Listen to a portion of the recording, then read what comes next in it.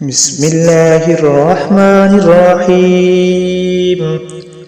الطلاق مرتان فإمساك بمعروف أو تسريح بإحسان ولا يحل لكم أن تأخذوا مما آتيتموهن شيئا إلا أن يخافا ألا يقيما حدود الله، فإن خفتم ألا يقيما حدود الله فلا جناح عليهما فيما افتدت به، تلك حدود الله فلا تعتدوها، ومن يتعد حدود الله فأولئك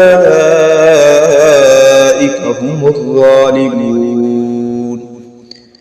فإن طلقها فلا تحل له من بعد حتى تنكح زوجا غيره، فإن طلقها فلا جناح عليهما أن يتراجعا إن ظنا أن يقيما حدود الله، وتلك حدود الله يبينها لقوم يعلمون. وإذا طلقتم النساء فبلغن أجلهن فأمسكوهن بمعروف أو سرحوهن بمعروف،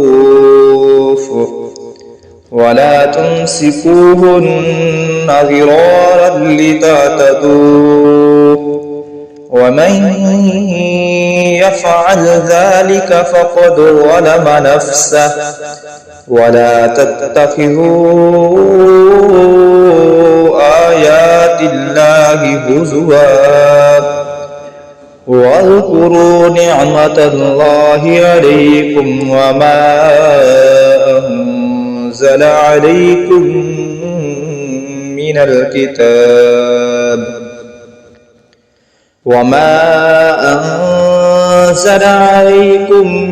من الكتاب والحكمة يعظكم به، واتقوا الله واعلموا